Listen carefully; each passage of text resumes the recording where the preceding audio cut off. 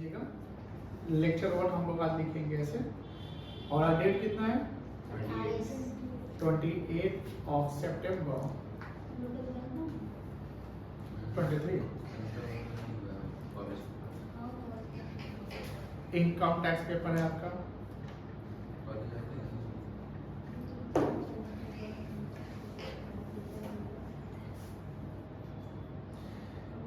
अब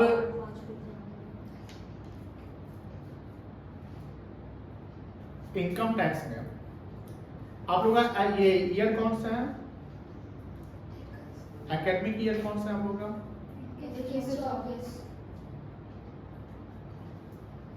2021-24।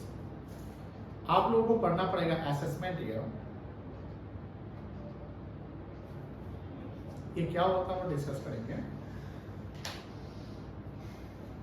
2023-24 जो चल रहा है, तो सबसे पहले हम लोग जानेंगे कि इनकम टैक्स क्या है और ये बीकॉम पार्ट 3 के सिलेबस में इसका क्या रोल है, ये क्या है ना। जैसे आप बीकॉम पार्ट 3 में आप देखेंगे कि आपके टोटल 5 पेपर है। कितने पेपर है? टोटल 5 पेपर है, जिसमें 4 पेपर आपके मेन पेपर है, जिसके मार्क्स जो है ग्रेजुएशन में ऑनर्स में कैलकुलेट होते हैं, कंप्यूट होते हैं। और जो 5वां पेपर जनरल स्टडीज है, जो कंपलसरी पेपर है, जिसको हम पासिंग पेपर कहते हैं। इस 4 पेपर, हाँ ये जो हम सिलेबस डिस्कस कर रहे हैं बिहार यूनिवर्सिटी का डिस्कस कर रहे हैं, ठीक है ना। इस 4 जो मेन पेपर बीकॉम पार्ट 3 में है, जिसमें पेपर नंबर 5 बीकॉम का और बीकॉम 3rd ईयर का पेपर नंबर 1 कॉस्ट अकाउंटिंग है, जो न्यूमेरिकल्स पेपर है। पेपर नंबर 6 बीकॉम का और paper number 2 BCom 3rd year का, क्योंकि पार्ट 1 में 2 पेपर हो गए, पार्ट 2 में भी 2 पेपर, 4 पेपर तो हो गए। मैनेजमेंट अकाउंटिंग, जिसमें रेशियो मैनेजमेंट अकाउंटिंग मतलब डिसीजन मेकिंग की बातें होती है कि मैनेजमेंट में हम कोई भी जैसे काम करते हैं, रेशियो निकालना, cash flow, fund flow, break even, profit volume ratio क्या है, कैपिटल बजटिंग वगैरह वगैरह, सब लोग मैनेजमेंट अकाउंटिंग का पार्ट करते हैं, वो भी न्यूमेरिकल पेपर है।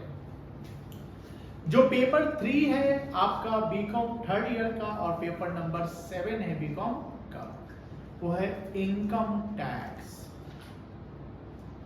जिसमें हम टैक्स के बारे में जानेंगे, टैक्स कैलकुलेशन करना सीखेंगे, हम रेसिडेंशियल स्टेटस के बारे में जानेंगे, 5 हेड्स ऑफ इनकम क्या है, कैसे इनकम टैक्स कैलकुलेट करते हैं, क्या इनकम टैक्स होता है, कौन सा इनकम किस हेड में जाएगा वगैरह वगैरह, क्या टैक्सेबल इनकम है, क्या टैक्सेबल इनकम नहीं है, कहाँ पैसा लगाएंगे तो हमको एग्जम्पशन मिलेगा, डिडक्शन मिलेगा वगैरह वगैरह। बहुत इंपॉर्टेंट है आपके कैरियर से रिलेटेड, आपके लाइफ से रिलेटेड और आने वाले फ्यूचर से रिलेटेड, बहुत ज़्यादा इंपॉर्टेंट इनकम है। अगर इसकी जानकारी नहीं है तो आप अपने जीवन में जो भी पैसा कमाएंगे उसका 4-5% आपका एक्स्ट्रा टैक्स के रूप में कट जाएगा, आपको पता भी नहीं चलेगा।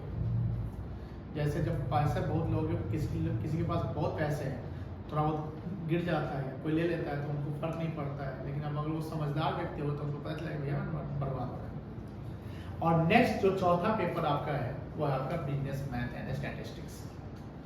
तो हम लोग आज डिस्कस करते हैं इनकम टैक्स, कि इनकम टैक्स क्या है।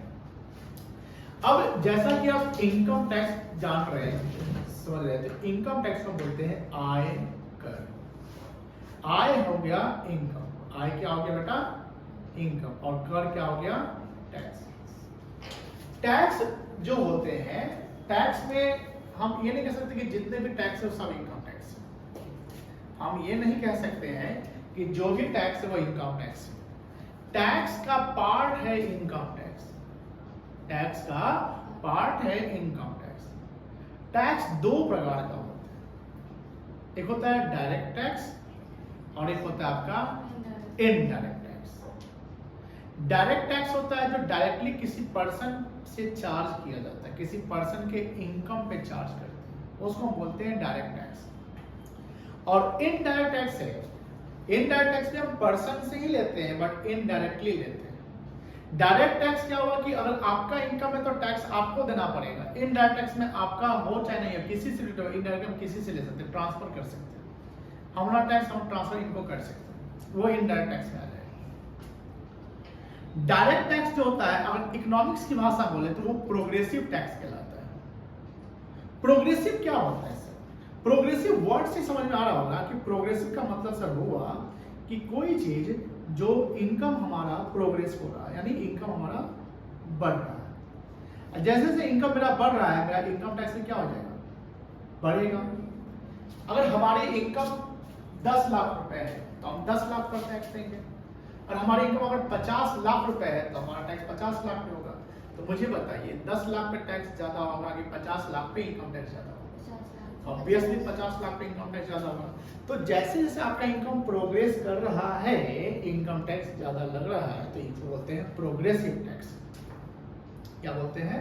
प्रोग्रेसिव। ये कॉन्सेप्ट है, एग्जाम में नहीं पूछेगा प्रोग्रेसिव टैक्स, कुछ भी नहीं कहेगा, बट जानना पड़ेगा ना कि क्या होता है। जब आप बेस समझ जाएंगे ना, कॉन्सेप्ट समझ जाएंगे, तो कहीं डिस्कस कर सकते हैं, आपका नॉलेज हो जाएगा। नॉलेज एक ऐसा चीज, ज्ञान ऐसा चीज होता है, जितना मिले ले लिया करो।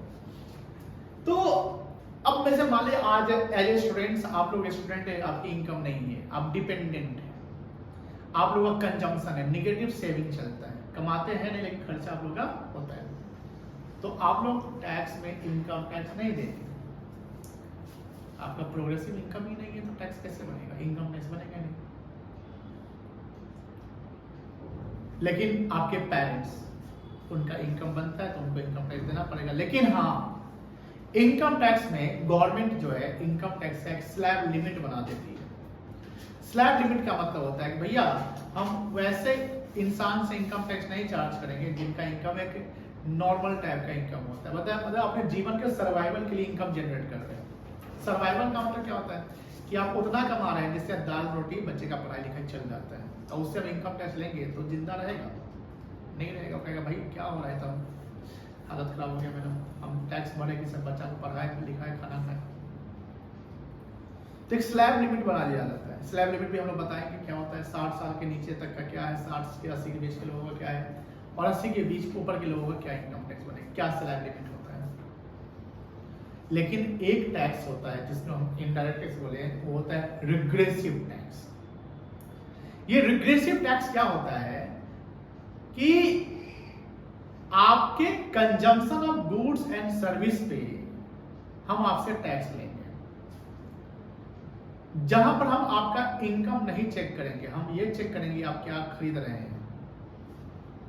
इवन दो आप 1 साल के हैं, 0 दिन के हैं या 70 साल के हैं, आप अगर कंज्यूम कर रहे हैं तो आपको उस पर टैक्स देना पड़ जाएगा।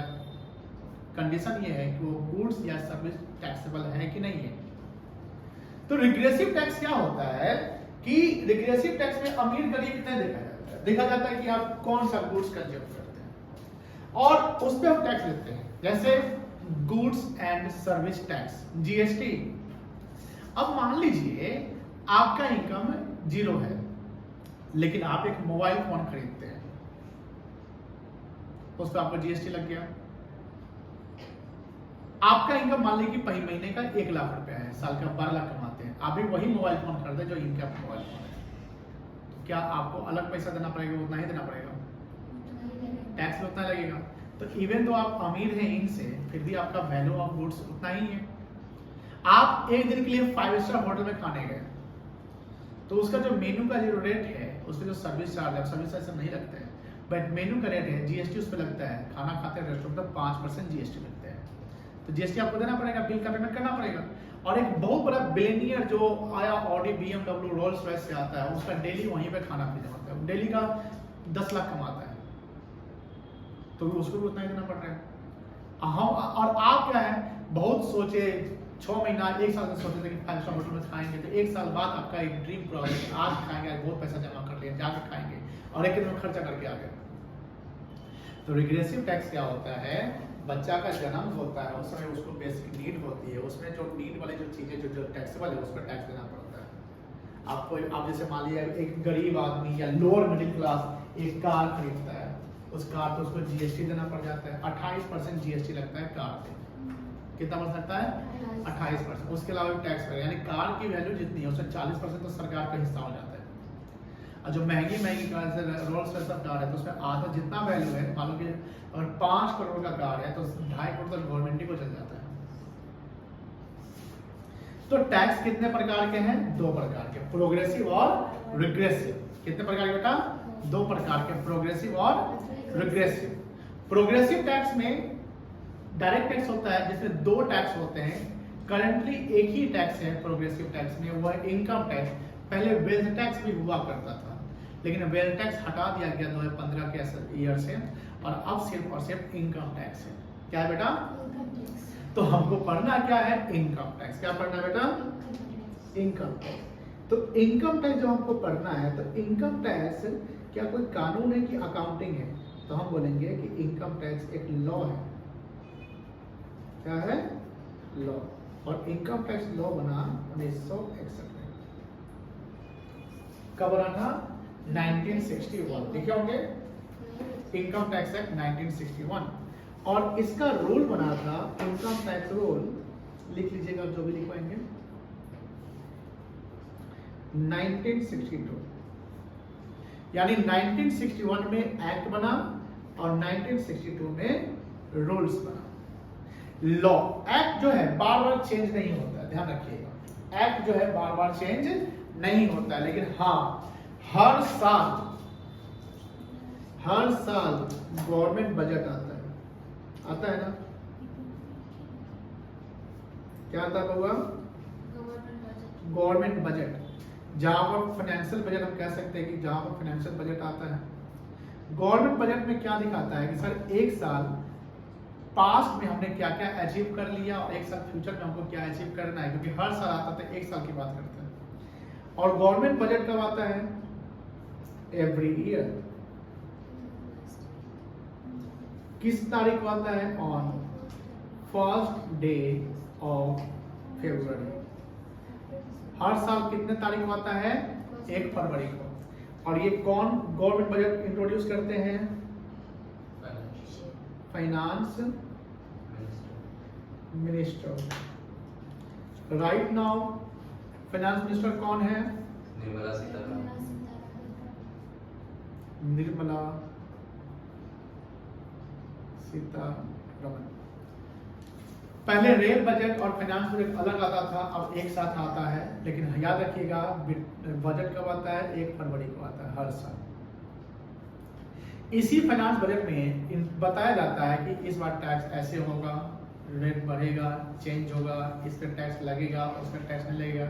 लेकिन ध्यान रखेंगे उस फाइनेंस बजट में सिर्फ इनकम टैक्स का बजट नहीं आता है। इनकम टैक्स एक पार्ट हो गया बजट का, उसमें जीएसटी का भी बहुत सारे जो भी टैक्स के जो भी टैक्सेशन होते हैं, जो भी टैक्स के रूल बनते हैं, नियम बनते हैं, वो सबका बजट आता है। तो सारा जो टैक्स का बजट आता है, तो वहां पर हम चेंजिंग करते हैं, तो हम मॉडिफिकेशन करते हैं, अमेंड करते हैं, तो उसको बोलते हैं अमेंडमेंट। हर साल टैक्स में क्या होता है? अमेंडमेंट होता है। टैक्स में अमेंडमेंट का मतलब क्या हुआ? इससे पहले कितना लगता था, अब कितना लग रहा है। ये रूल था पहले, अब रूल चेंज हो गया, अब बदलाव हो गया, पहले 2.5 लाख था, अब 3 लाख हो गया, ऐसा कुछ होता है, तो उसको बोलते हैं अमेंडमेंट। तो टैक्स में अमेंडमेंट कहां से होता है? फाइनेंस बजट से होता है। और इसका एक बोर्ड है, जैसे हर चीज का एक बोर्ड होता है, इसका एक बोर्ड है सीबीडीटी। क्या बोर्ड है? सीबीडीटी, सेंट्रल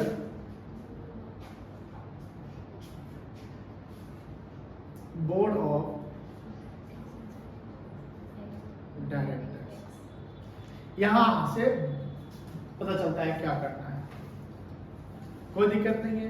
अब यहां बात आती है कि सर हमें कुछ ईयर, जैसे अब टैक्स कैलकुलेट करते हैं, तो टैक्स तो डेली कैलकुलेट नहीं होता है या मंथली बेसिस पे कैलकुलेट नहीं होता है। हाँ, जीएसटी का हम मंथली बेसिस या क्वार्टरली बेसिस कैलकुलेट करते हैं। हम लोग अभी क्या पढ़ रहे हैं? टैक्स पढ़े कि इनकम टैक्स पढ़ रहे हैं? Income tax. तो जब हम इनकम टैक्स की बात करेंगे तो इनकम टैक्स जनरली पर्सन पे साल पे कैलकुलेट होता है, एक साल में आपने कितना प्रॉफिट कमाया। तो जब साल की बात करेंगे तो ये साल कौन सा साल होगा? जनरली 2 प्रकार का साल होता है। एक होता है आपका कैलेंडर ईयर। कैलेंडर ईयर कब से कब तक होता है? जनवरी से दिसंबर, यानी एक ही साल में कवर हो जाता है। जैसे 2019 लिखा हुआ है तो 2019 कैलेंडर ईयर कहलाएगा, लेकिन 2019-20 लिख दिया तो क्या कहलाएगा? फाइनेंशियल ईयर कहलाएगा।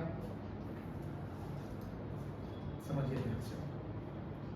तो फाइनेंशियल ईयर कब से कब तक चलता है? अप्रैल से मार्च तक चलता है।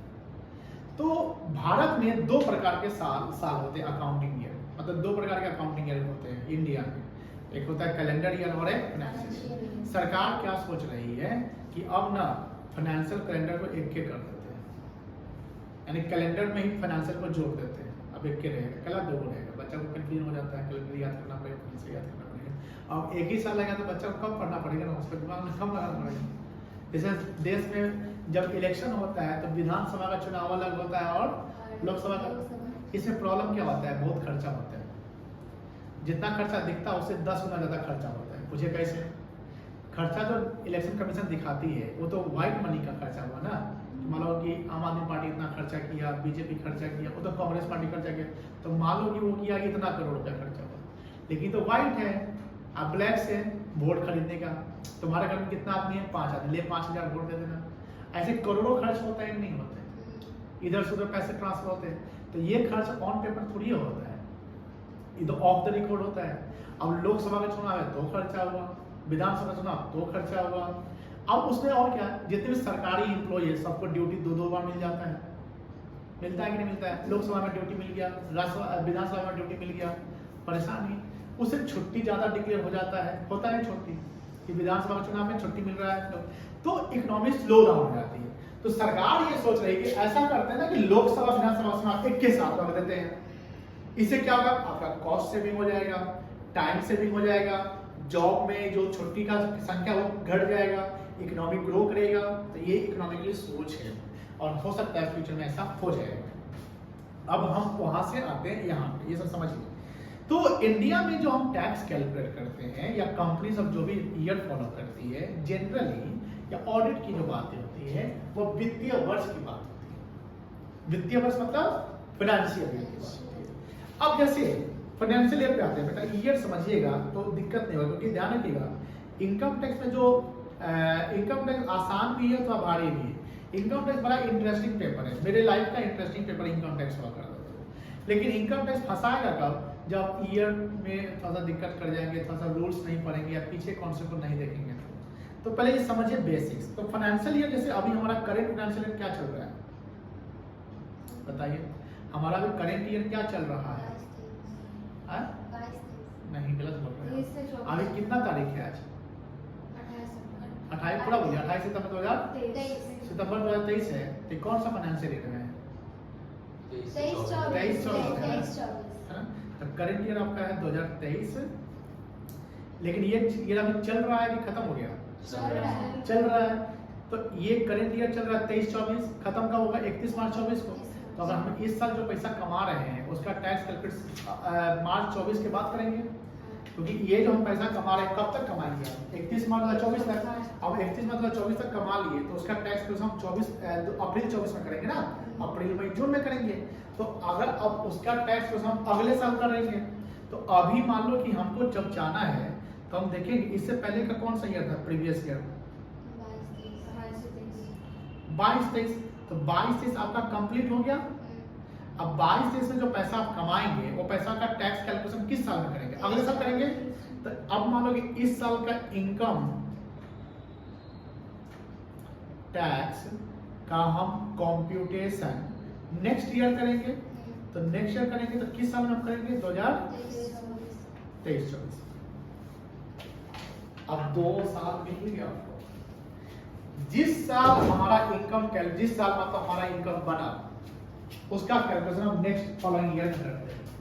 और जिस साल हम टैक्स कैलकुलेशन करते हैं वो कहलाता है हमारे लिए कि हम अपना असेसमेंट कर रहे हैं। क्या कर रहे हैं? असेसमेंट कि हमारा कितना टैक्स बना, कितना हम एग्जाम्पशन लिए, कितना डिडक्शन, कहाँ पैसा लगा है, क्या कितना म्यूचुअल फंड, कितना कैपिटल गेन हुआ, कितना शेयर मार्केट से कमाया, कितना का जमीन बेचे, कितना का प्रॉपर्टी खरीदा, वगैरह वगैरह वगैरह।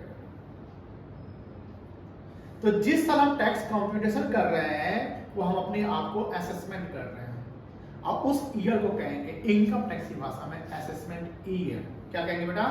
Assessment year. अब असेसमेंट ईयर कर रहे हैं तो हम असेसमेंट ईयर में है लेकिन टैक्स कैलकुलेट पिछले साल का ना कर रहे हैं। तो 23-24 में हम जी रहे हैं। अब मान लो कि हमको अगर पिछले साल का टैक्स कैलकुलेट करना है तो ये जो 23-24 है वो क्या कहलाएगा? Assessment year. और हमको टैक्स कैलकुलेट पिछले साल का करना पड़ेगा जो कंप्लीट हुआ। वो कंप्लीट कौन सा साल होगा? 22, तो वो कहलाएगा प्रीवियस ईयर। इनकम टैक्स की भाषा में प्रीवियस ईयर फाइनेंशियल ईयर जो एंड हो गया है, जिस साल का हम टैक्स कैलकुलेशन कर रहे हैं।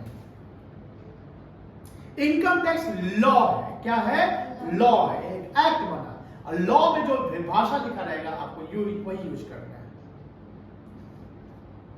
तो इनकम टैक्स में जो हम जिस साल का टैक्स कैलकुलेट करते हैं उसको प्रीवियस ईयर कहते हैं, जिस साल में कैलकुलेट कर रहे हैं उसको असेसमेंट ईयर कहते हैं। तो यहां पर अगर हम 23-24 में कैलकुलेट कर रहे हैं तो इसको क्या कहेंगे?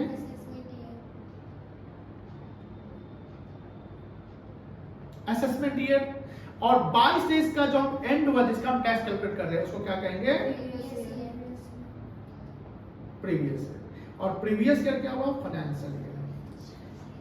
अगर इनकम टैक्स का क्वेश्चन मिले उसमें लिख दे प्रीवियस ईयर 22-23 या प्रीवियस ईयर 20-21 लिख दे। तो प्रीवियस ईयर 20-21 का मतलब हुआ कि फाइनेंशियल ईयर 20-21 जो खत्म हो गया है, जिसका हमको टैक्स अब 21-22 में करना पड़ेगा।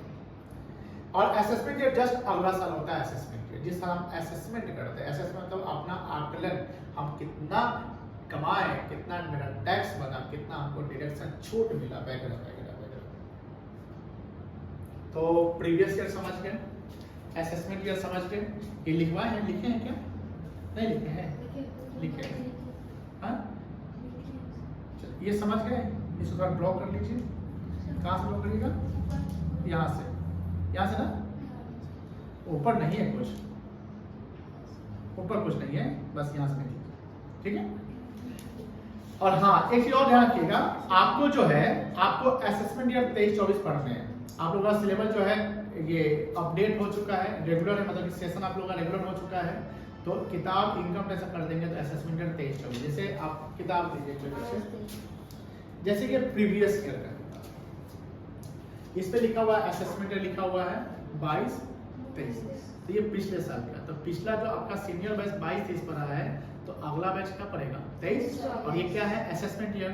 इसमें कोई भी इनकम जो कैलकुलेट होगा, किस साल का कैलकुलेट होगा? 21-22 का। 21-22 का आपको कैलकुलेट कब का करना है? 22 करंट में आ चुके हैं। अब क्या होता है ना कि हर साल किताब में थोड़ा चेंजिंग आता है, थोड़ा सा अमेंडमेंट जो होता है। जैसे मान लो कि इस साल बजट आया, उसमें बोल दिया गया कि ये टैक्स रेट लगेगा, वो तो हमेशा आपको अपडेट पढ़ना है। इसलिए किताब जो है मार्केट से 23-24 का खरीद लेना है, ठीक है बेटा। इसमें काम चल जाएगा, नया हफ्ते से हमको आएगा, अपडेट कराई देंगे।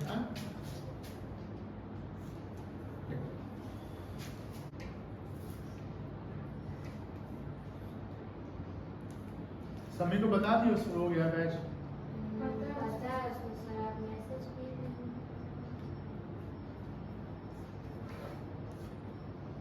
दिन तक क्या है क्या?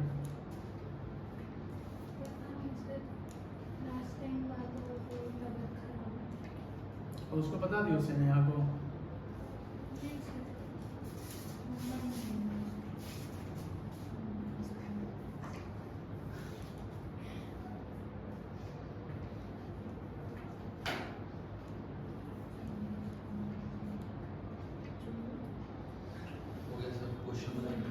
बनाओ।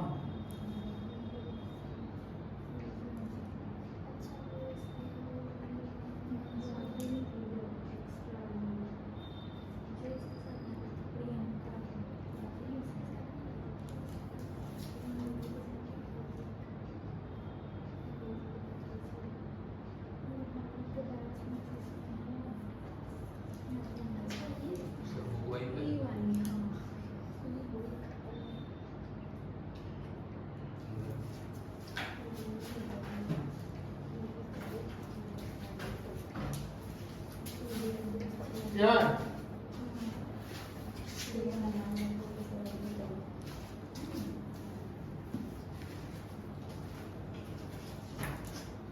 देख लिए?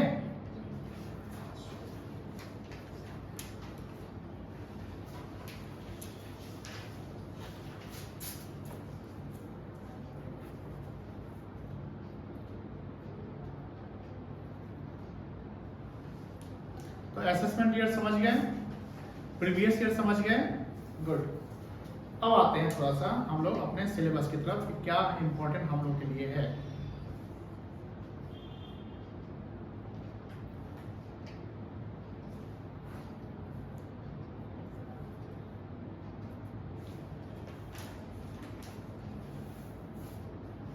इंपॉर्टेंट फॉर एग्जाम क्या क्या इंपॉर्टेंट है? सबसे पहले हमको जानना पड़ेगा basic of income tax.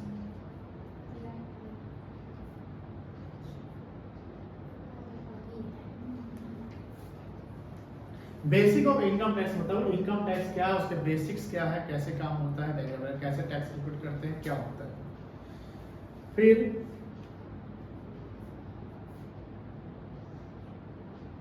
Residential status, फिर पर्सन, फिर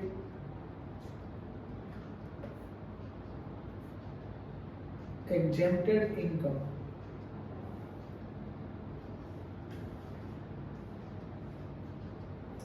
slab limit of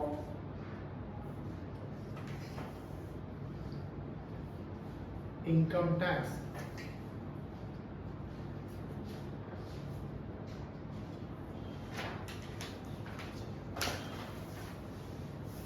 depreciation, depreciation,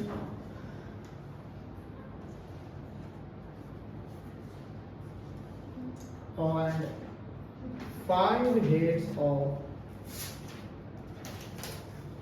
income. 5 heads of income में आएगा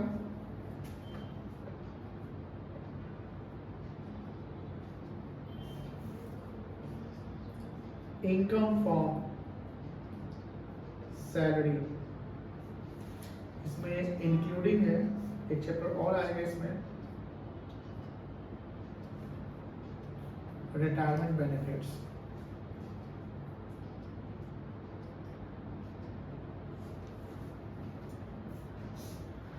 दूसरा है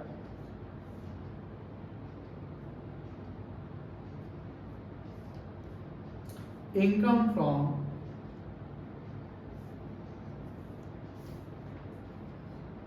हाउस प्रॉपर्टी। तीसरा है income from business and profession. Fourth है income from capital gains, and fifth है last income from other sources. ये ध्यान रखिए बेटा, ये 5 हेड्स ऑफ इनकम से हमेशा सवाल पूछे जाते हैं। ये 5 हेड्स ऑफ इनकम से हमेशा सवाल पूछे जाते हैं, ये पढ़ना है हम लोगों को। इस बार एग्जाम में 2020 का क्वेश्चन आया है, थोड़ा बहुत डिफरेंस होता है। जब एग्जाम में हम लोग क्वेश्चन देखते हैं तो क्वेश्चन बैंक से क्वेश्चन यानी प्रीवियस से क्वेश्चन मिलते हैं, थोड़ा डेटा का चेंज होता है, पैसा वगैरह सब चेंज होता है। बट ये 5 हेड्स ऑफ इनकम हमारे लिए इंपॉर्टेंट है, जो पढ़ना है, इससे न्यूमेरिकल सवाल आते हैं और बनाना है। लेकिन ध्यान रखेंगे, इस 5 हेड्स को बनाने के लिए हमको बेस स्ट्रॉन्ग करना पड़ेगा। क्या स्ट्रॉन्ग करना पड़ेगा? बेस। अब हमारा बेस स्ट्रॉन्ग नहीं है तो हो सकता है कि हम परेशान हो जाएंगे। इसलिए बेस स्ट्रॉन्ग करने के लिए पहले हम जानेंगे कि इनकम टैक्स के बारे में, कि इनकम टैक्स क्या होता है, कैसे होता है। ये हमने अभी थोड़ा सा डिस्कस किया है, ये नोट कर लिए हैं। तो एक टॉपिक बनाएंगे income tax,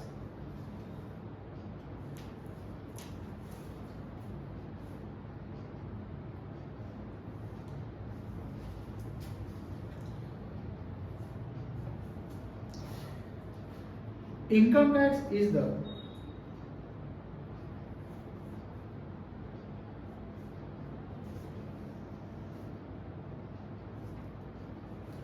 type of direct tax which is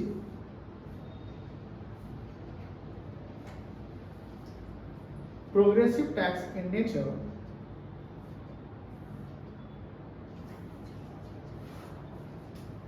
and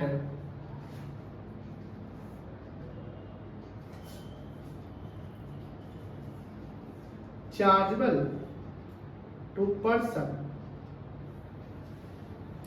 जिसको ब्रैकेट बोलते हैं हम एसएससी बोलते हैं, जिसका असेसमेंट होता है, जो टैक्स पे करता है उसको क्या बोलते हैं SSC, chargeable to person on their income which is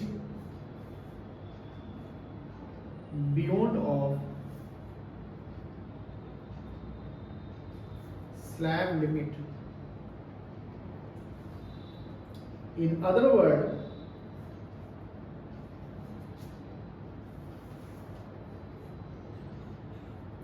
we can say that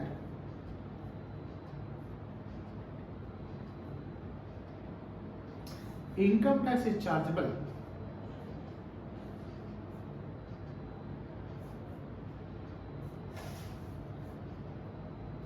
on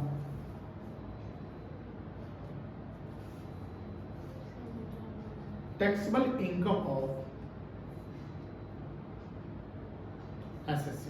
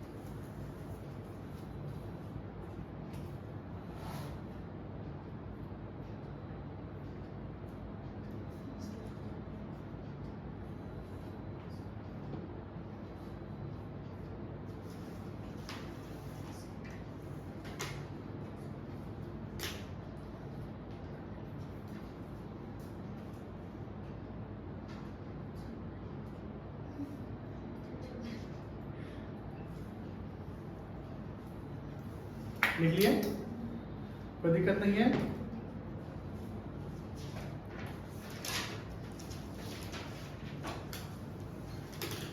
चलिए देखो क्या लिखता है, income tax is a type of, income tax क्या है बेटा, डायरेक्ट टैक्स, जो प्रोग्रेसिव टैक्स इन नेचर होता है, और किस पे चार्ज होता है, पर्सन से। पर्सन को हम क्या बोलते हैं, एसएससी, जिसका इनकम बियॉन्ड होगा स्लैब लिमिट, यानी स्लैब लिमिट तक टैक्स नहीं देना पड़ता है। जैसे स्लैब लिमिट के ऊपर बताएंगे, स्लैब लिमिट क्या होता है, एक लिमिटेशन होता है, मतलब कि इनकम टैक्स जैसे होता है ना कि इनकम पे लगता है, तो कितना इनकम पे लगता है, ये पता ना कि एक लिमिट बना दो कि हाँ 5 लाख तक है तो उस पर इनकम टैक्स नहीं लगेगा, 5 लाख से ज्यादा, तो जो लिमिट हम बनाया उसको बोलते हैं स्लैब लिमिट, ठीक है, slab limit. In other word we can say that income tax is chargeable on taxable income of the SSC, taxable income, जो सारा का सारा इनकम टैक्सेबल नहीं होता है। जैसे कोई खेती करके कमाता है, कोई नर्सरी का बिजनेस करता है तो उसका इनकम टैक्सेबल नहीं है, कोई पोल्ट्री फार्म, कोई मछली का बिजनेस करता है, कोई सब्जी बेचता है, उसका इनकम टैक्सेबल नहीं है, कितना कमाए, तो सारे इनकम टैक्सेबल नहीं है। तो इनकम टैक्स किस इनकम में दिए जाएंगे, इनकम टैक्स किस इनकम में लगेंगे, टैक्सेबल इनकम में। जो एग्जेम्प्टेड इनकम होते हैं उस पर इनकम टैक्स नहीं लगेगा। जैसे कोई वाला भीख मांगता है, अब बोलिए हंसिएगा सर, भीख मांगे कौन करोड़पति बन जाएगा, कोई कभी कोई न्यूज आता है, सुनते ही होंगे कि एक भिखारी निकला करोड़पति। अब एक भिखारी निकला करोड़पति तो उसको इनकम टैक्स नहीं देना पड़ेगा। इनकम टैक्स लॉ में लिखा हुआ नहीं है कि कहीं भी आप जब आप बेगिंग करते हैं तो उससे आपको करोड़ों का इनकम होता है तो आपको टैक्स देना पड़ेगा, ठीक है, तो टैक्स थोड़ी देगा। हाँ तो वही तो, इनकम टैक्स की भाषा नहीं लिखा हुआ, नहीं लगेगा। चलिए तो अभी हम लोग समझेंगे कि ये पर्सन, जैसे जब हम पर्सन की बात करें तो आपके माइंड में पर्सन का मतलब क्या हुआ, कोई इंडिविजुअल या नेचुरल पर्सन नहीं। अकाउंट्स बड़े होंगे उसमें पर्सनल अकाउंट होता है। पर्सनल अकाउंट में कितने पर्सनल अकाउंट होते हैं, 3, आर्टिफिशियल, नेचुरल और रिप्रेजेंटेटिव होता था ना बेटा। यहाँ पर इनकम टैक्स की भाषा में पर्सन का मतलब हुआ एसएससी, who is या who are liable to pay tax, जो liable है टैक्स पेमेंट करने के लिए। As per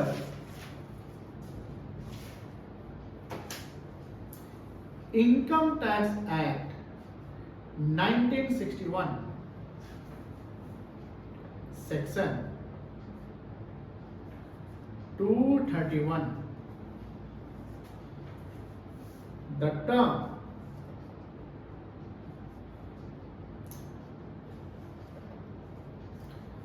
person includes, person कितने होते हैं? तो 7 पर्सन होते हैं। कितने पर्सन होते हैं बेटा? 7 पर्सन होते हैं। 7 पर्सन में कौन कौन हो गया? एक हो गया आपका इंडिविजुअल,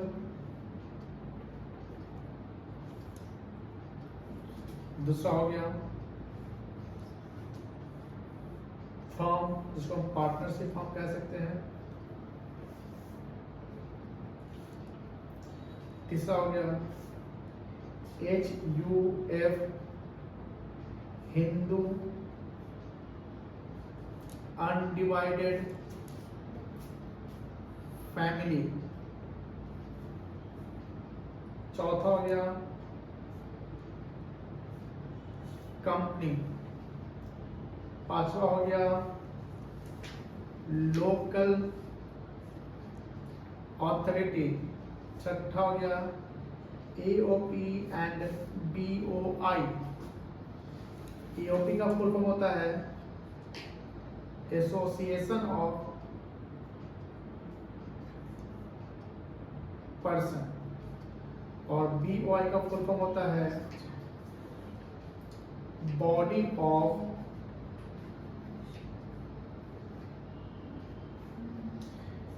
इंडिविजुअल्स, और सातवां होता है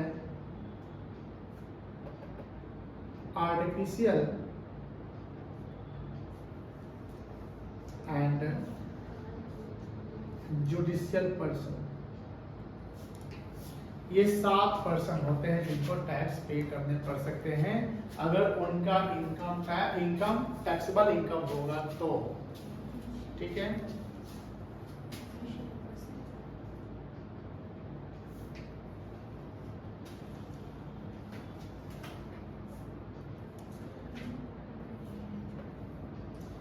for payment of tax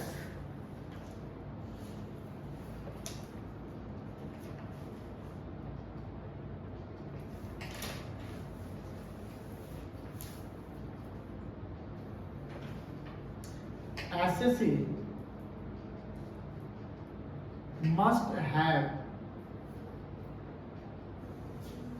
their Aadhaar number। देखो आधार नंबर या आधार कार्ड किसका बनेगा? नेचुरल पर्सन का, सबका थोड़ी बन जाएगा। और पैन नंबर, पैन का फुल फॉर्म क्या होता है? परमानेंट अकाउंट नंबर, जैसे CHZEK4577N, ये एक पैन नंबर का एग्जांपल है। अब देखो ये पैन नंबर का एग्जांपल है, तो इसमें जो लास्ट का जो इसमें 4 न्यूमेरिक होते हैं। पैन नंबर का इसमें 4 क्या होंगे? न्यूमेरिक। P फॉर होता है पर्सनल या पर्सन, K टाइटल होता है, K फॉर कुमार। समझ गए? ये किसका पैन नंबर पता है? हाँ, मैं एक इंडिविजुअल हूँ।